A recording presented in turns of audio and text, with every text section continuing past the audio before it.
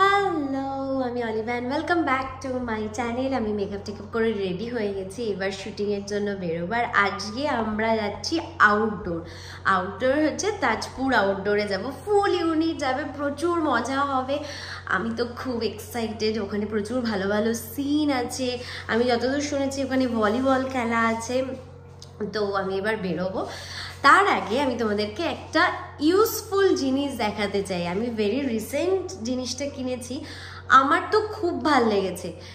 চলো আমি তোমাদের সাথে সেটা শেয়ার করি। আমি যে প্রোডাক্টটার কথা বলছিলাম সেটা হচ্ছে এটা হচ্ছে আগারো সুপ্রিম আই ম্যাসাজার।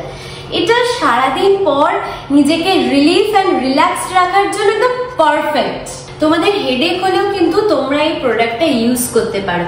আর এটার সবচেয়ে ভালো জিনিস কি জানো, এটা ধরো রাত্রে পরে তোমরা ঘুমিয়ে পড়লে সকালবেলা উঠে তোমাদেরকে একেবারে রিফ্রেশ লাগবে, রিলিফ লাগবে নিজেদেরকে।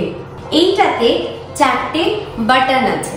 এই বাটনটা হচ্ছে পাওয়ার অন অফ বাটন, আর হচ্ছে এটা দিয়ে তোমরা মোড চেঞ্জ করতে পারবে। 5টা মোড আছে: soft, strong, relax, sleep and wake up. এই বাটনটা হচ্ছে এয়ার প্রেশার অ্যাডজাস্টমেন্ট বাটন। এই বাটনে 3টে মোড আছে, সেটা হচ্ছে সফট, স্ট্রং আর নো প্রেশার মোড। এই বাটনটা হচ্ছে হিট অ্যাডজাস্টমেন্ট বাটন। 3টে মোড আছে, সেটা হচ্ছে লো, হাই আর নো টেম্পারেচার মোড। এই বাটনটা হচ্ছে ভলিউমের বাটন। এইটাতে 1 to 5 অবধি ভলিউম অ্যাডজাস্টমেন্ট করা যায়। আর এই প্রোডাক্টটাতে সবচেয়ে ভালো জিনিস হচ্ছে এটা হচ্ছে ব্লুটুথ কানেক্টেড হয়। তো তোমরা তোমাদের ফোনের সাথে কানেক্ট করে যখন ম্যাসাজ নেবে তোমাদের ইচ্ছা মতন গান শুনতে পারো। এটাতে দেখো 2টো এয়ার কম্প্রেশন প্রেশার লেভেল আছে, হাই অ্যান্ড লো। 2টো লিকুইড হিট লেভেল আছে, 40 ডিগ্রি টু 42 ডিগ্রি। 15 মিনিটসে শাট অফ হয়ে যায়। এই সব কিন্তু তুমি তোমার রিকোয়ারমেন্টস মতন ইউজ করতে পারবে। আর এটার বেস্ট পার্ট কি জানো, এটাতে ইনবিল্ট মিউজিক আছে অ্যান্ড ইয়েস ব্লুটুথ কানেক্টিভিটিও আছে। আর এই বাটনটাকে লং প্রেস করে রাখলে প্রোডাক্টটা অফ হয়ে যায়। আর এই প্রোডাক্টটার সাথে একটা চার্জার আছে আর সাথে একটা ম্যানুয়াল আছে। আমার মতন রিল্যাক্স ফিল করতে গেলে চটপট তোমরা এই প্রোডাক্টটা কিনে নাও। আর এই প্রোডাক্টটা যদি কিনতে চাও তাহলে আমার ডেসক্রিপশন বক্সে এই প্রোডাক্টটার লিঙ্কটা দেওয়া রইল, তোমরা সেখান থেকে গিয়ে পারচেস করে নিও। চলো এবার আউটডোর যাওয়ার জন্য শুটিংয়ে যাওয়া না। সকাল সকাল কল ছিল, বাট আমার বাদ বাকি কিছু কিছু কোয়ার্টিসদেরও 9টায় কল ছিল, বাট এমনি ইউনিট কল ছিল 7টায়। আর আজকে আমাকে মা দিতে এসেছিল, কারণ তো আমি তো আউটডোর চলে যাব আর দেখা হবে না 4-5 দিন, ওই জন্য মা দিতে এসেছিল। বেশি খুশি হয়ে গেছি। সকালবেলা ভেবেছিলাম অ্যাকচুয়ালি বেরিয়ে আমি ব্লগটা স্টার্ট করবো, বাট আমি ভুলেই গেছি। যাই হোক, আমি মেকআপ রুমে এসে গেছি, মেকআপ হয়ে গেছে। এখানে বাকি লোকরা কথা রেডি হয়ে গেছে। তুমি এটা কি দেখালে হাত নাড়িয়ে? কি দেখালে? বলছে কি আমার আউটডোরের এই 2টো জ্যাকেট, তারপরে ইনার এখানে রেকর্ড করে নিচ্ছি। তার মানে তুই বলবি যে এটা আমি আমাকে এখন আমাকে মনে করলে হবে না, পরে মনে করলে। সকাল থেকে আমি ওকে বলেছি যে আমার এই জিনিসগুলো নিতে হবে, বাট ও বলছে না আমি আগে আর্টিস্ট রেডি করব, তারপরে আউটডোরের জিনিস। এখানে লিপস্টিক ঘষেই যাচ্ছে, আর একজন রিলস এর জন্য রেডি করছে। আর বাদ বাকি এখানে ওগুলো কি বিগ বাস্কেট থেকে সব তোরা গ্রসারি মুদিখানার দোকান। আমারও আছে 2 ব্যাগ মুদিখানা জিনিস, ওটা আমরা যাচ্ছি, আমাদের ওটা মুদিখানা। আমার কিছুটা মুদিখানা আমার ট্রলির ভেতরে আছে। হি হি হি হি সবার বেশ বড় সরো ছোট ছোট চকলেটটা দেখলাম পুরো জল। সবার কিছু বড় ছোট সব ট্রলি এখানে এসে হাজির হয়েছে। আজকে এখান থেকে শুট শেষ করে খুশ করে উড়ে যাব। এরা দুজন একসাথে যাবে, আর আমি কিসে যাব না যাব আমি লরিতে করে পাঠাবে মনে হয় আমাকে। পরের দিন উড়তে উড়তে আসবে। হ্যাঁ, ও তো হেলিকপ্টার করে চলে আসবে আর আমাকে আজকে লরিতেই পাঠাবে। লরির মাথায় একটা ওটাকে কি যেন বলে, সেলফি স্টিক নিয়ে নেবো, শুট করতে করতে যাব। আচ্ছা, আমার কাছে গিম্বল দেবো না, ওটা লরির মাথায় ওটা শুট করব। তাহলে ওই রাস্তায় যেতে যেতে ফুটেজ যদি কিছু পাই, ফুটেজ পেয়ে যাবে।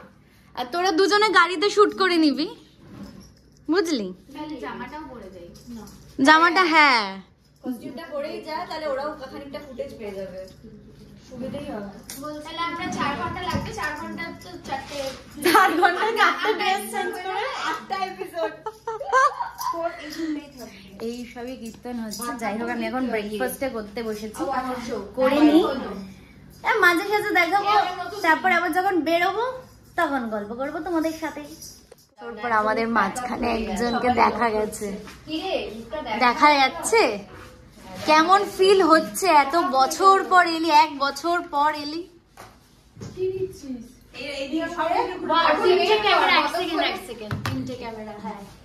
এখন এবার ওয়েট কর তুই, কতক্ষণে আমাদের সিন শেষ হবে এবং আমরা রাত্রি 7টায় সিন শেষ হবে। হ্যাঁ 7টায় সিন শেষ হবে, ঘুমিয়ে পড়বো, চাপ নেই গো। না আগে বল তুই 1 বছর পর এলি, তোর কিরকম লাগছে? আমি পরে বলবো, আগে তোমরা আর 1 বছর পর আমাকে দেখে তোমাদের কেমন লাগছে? আমার একটুও ভালো লাগছে না, কেন যে এলি? তারপরে বল। পিঙ্কি দি কালকে খুব বলছিল আমি যাব না, লোক দিয়ে দেবো। পিঙ্কি দি আমি কোথায় ভাবলাম যে না আউটডোর যাচ্ছে, ঠিক আছে আউটডোরে গিয়ে ব্লগটা শুরু করব। এনারা 3 জন তার আগে শুরু করে, আরে আমি তো গাড়ি থেকে ভেবেছিলাম। দেখো সিনিয়র তো এগিয়ে থাকা ভালো না, কন্টিনিউটি নয়, বাট কন্টিনিউটি করে দে, পরে সিনে চেঞ্জ করব না। আর এই মিডিল করতে দেয়, মিডিল তো আমি কিছুতেই শীতের করতে পারি না, আমি বুঝতে পারি না কিভাবে মিডিল হয়। কেমন যেন পুরো মিডিয়ার মতো। বড় একটা ট্রলি, এটা সুস্মিতা, এখানে বাকি, এখানে আমার এই ট্রলি, এখানে এই ব্যাগ, পুরো মোটামুটি সব ভর্তি এখানে সব কিছু। প্যাক আপ হয়ে গেছে, আমরা সব আবার মেকআপ টেকআপ তুলে রেডি হয়ে গেছি, বিকজ সারাদিন এই মেকআপ টেকআপ করে যাওয়াটা এতক্ষণে সেটা একটা চাপে। এসিটা চলবে তো, চলবে তো, চলবে তো। এই যে চলো, বেরোচ্ছ, বেরোচ্ছ? আমিও ছাতা নিয়েছি। ছাতা না নিলে পুরো পুড়ে যাবো তো। প্রোডাকশন কতক্ষণে ছাতা মাথায় ধরবে আমি তো বুঝতে পারছি না। হ্যাঁ, আর এখন বৃষ্টির থেকে মানে রোদটা যা উঠছে। এই যে সব গাড়ি পরপর দাঁড়িয়ে আছে, দিয়াদের গাড়ি দাঁড়িয়ে আছে, আমরা উঠবো, সবাই পরপর গাড়িতে উঠবো। মেঘা নামছে, মাঝে হয়তো কোলাঘাটে দেখা হবে অবভিয়াসলি। হ্যাঁ, সো টাটা দিয়া, টাটা, দেখা হচ্ছে। কি খাচ্ছিস? কি খাচ্ছিস? ও তো মিঠু এক্সাইটেড। এই মিঠু কি আছে?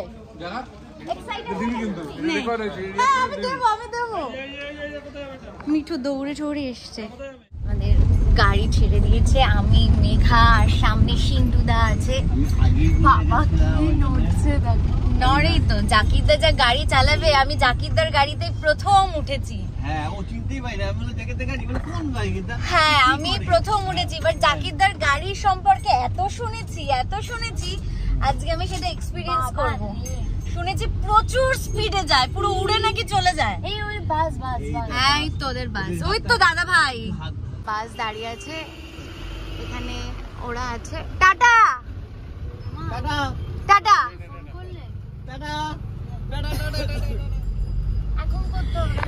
এরা বাসে করে আসবে, তার জন্য এরা সব এখানে বাসের জন্য দাঁড়িয়ে আছে।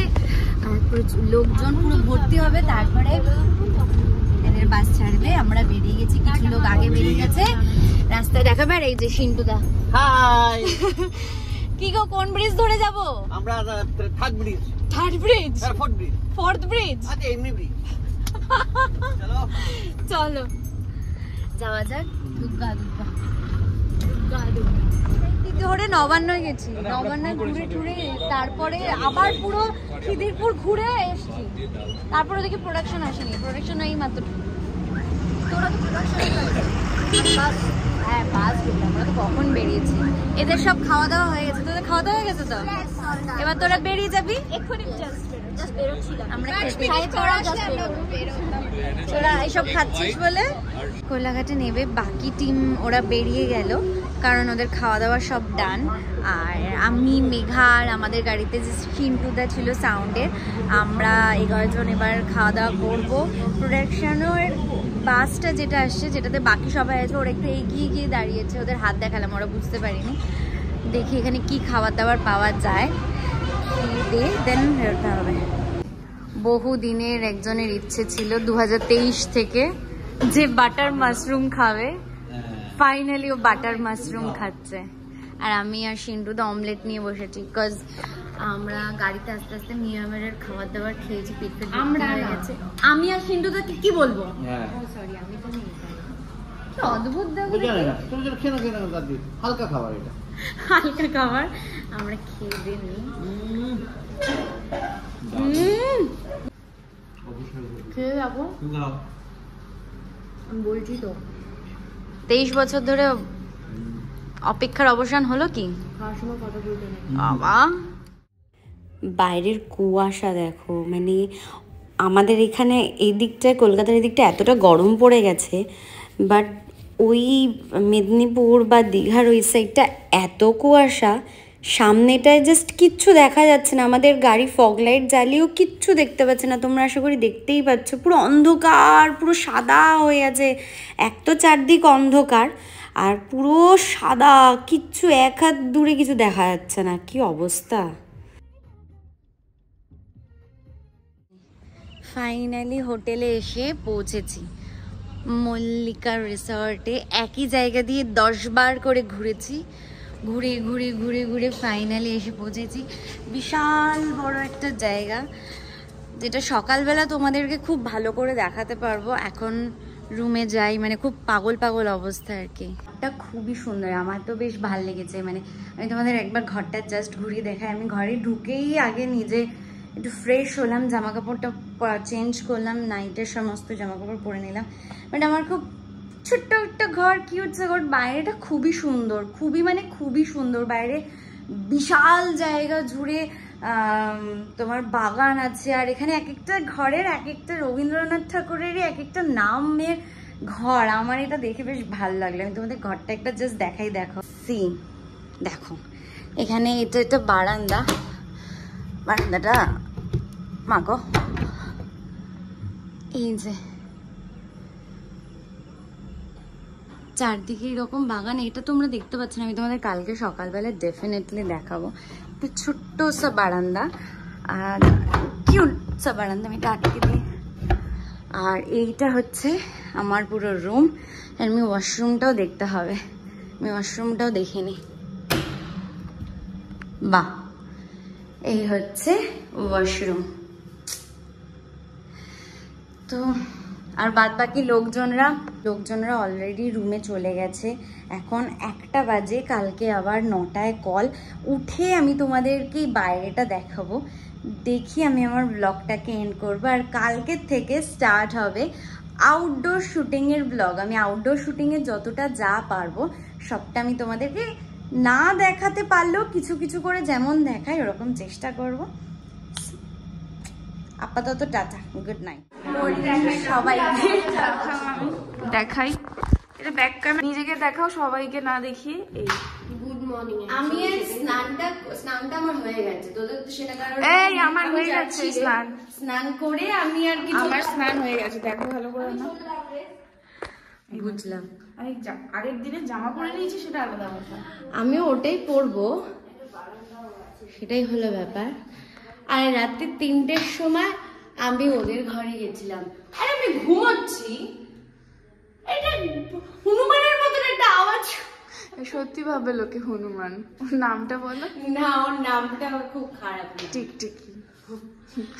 আমি তারপরে তোদের ঘরে সোফা দিকে শুয়েছিলাম, ওখানে ওই ঘাটের মরা মালটা ছিল। তারপর লাস্টে তুমি যে বড় বড় ডায়লগ দিচ্ছিলে যে আমি তো একা পারবো থাকতে, আমি একা ছিলাম, 3:30 অবধি তো একজনের মধ্যখানে এসে শুতে হয়েছে। আমি ঘুমিয়েছি, আমি মরার মতো ঘুমিয়েছি, 3:30 অবধি একা ছিলাম। থেকে উঠে আমি ঘর আমি ওদের ঘরে 3:30-এর সময় ঘুমাতে গেছিলাম। এবার ওই ঘর থেকে এই ঘরে চলে এসেছি, তখন ওরা ঘুমাচ্ছিল। সেই সময় আমি ওদের বাইরে থেকে দরজা সরি লক করে দিলে, সে মালটা ওইখান থেকে দেখছে। না রেডি হই।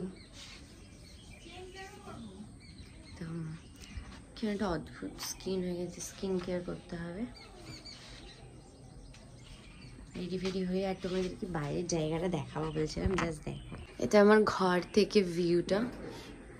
ওইখানে যারা যারা অরিন্দদা, দিয়া, সাহেবদা যারা যারা গাড়ি নিয়ে এসছে তারা ওখানে গাড়িটা রেখেছে।